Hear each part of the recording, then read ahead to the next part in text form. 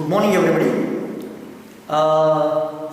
See, my dear friends, in the last class we have seen something regarding shear, in the sense of how exactly this shear can be taken care in case of our RCC. Okay, either in the form of stirrups or in the form of bent up bars, we take care of this shear.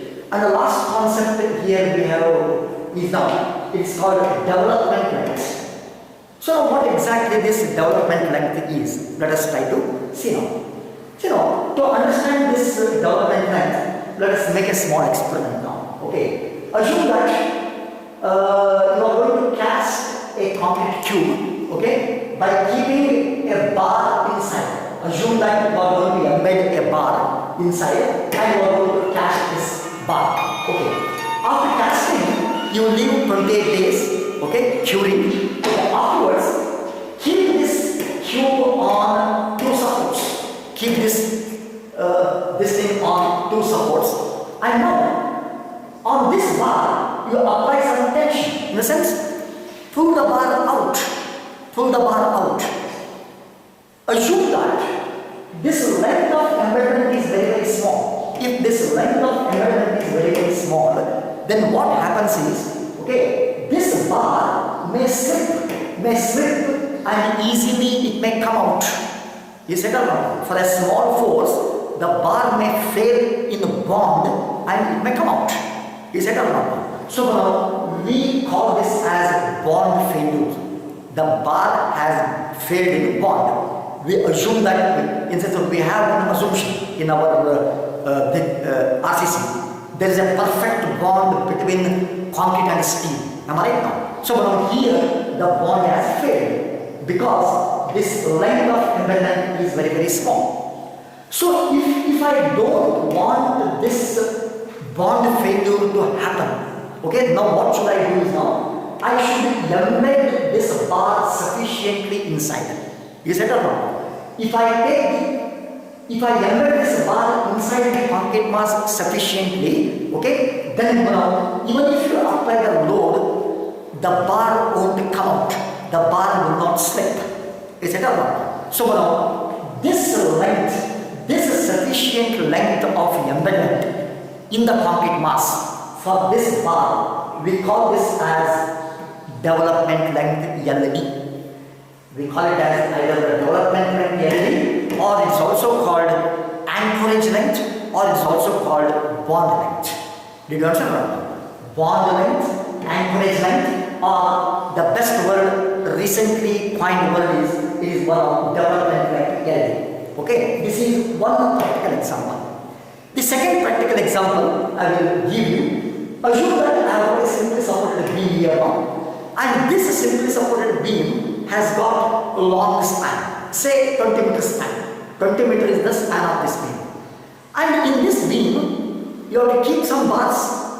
Assume that I don't have 20 meter length bar on the side. I got now two bars of 10 meter and 10 meter, of say 10 meter and 12 meter cell. Okay. So now the question is, if I give the bar, in the sense of now I have to overlap these two bars, weld it here and then keep them in the bar, keep them in the beam. Am I right, sir? Suppose if I give a overlapping length only this much for the bar, again there is a problem that it may slip while bending the beam takes place. This bar may slip because overlapping length is very, very small. So now the question is, how much overlapping length I should give? Whether this much or this much or this much or this much. How much overlapping length I should give? That is the question. See, here two bars I have placed here overlap.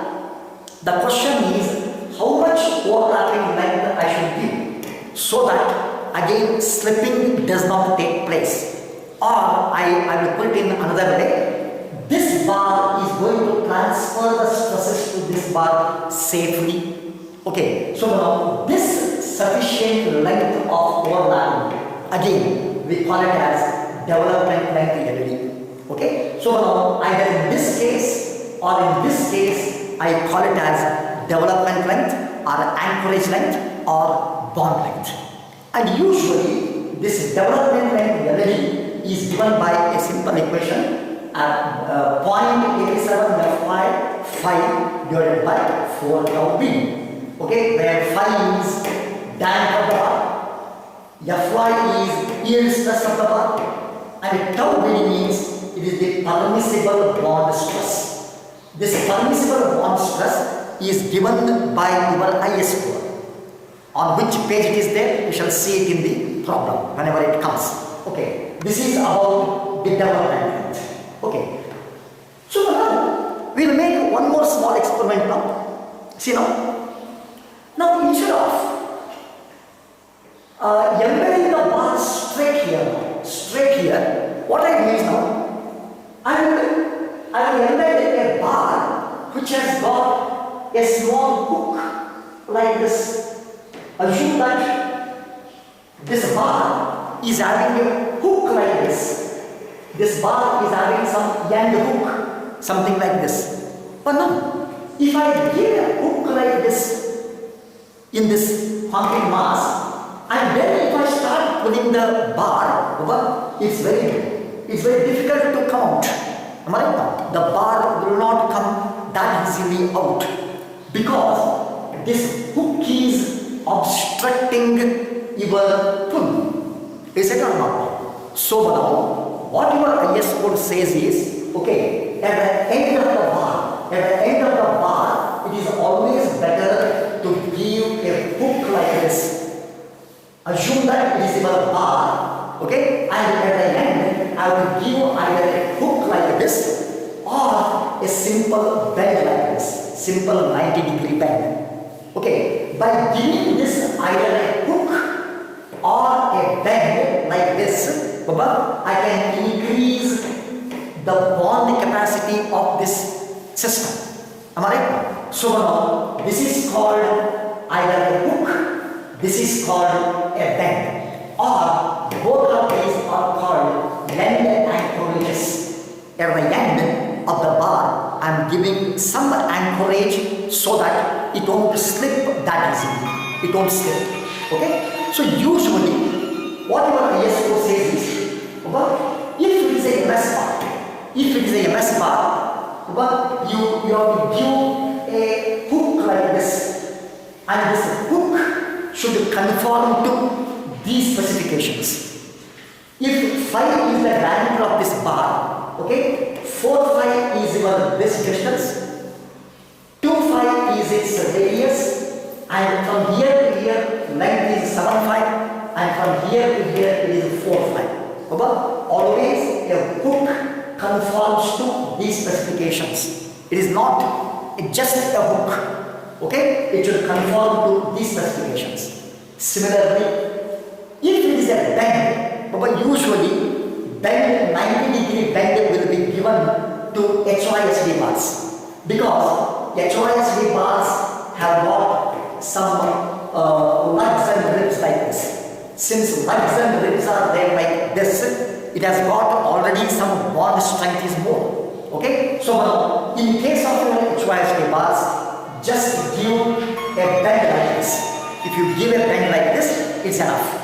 And again now, this bend should conform to these specifications.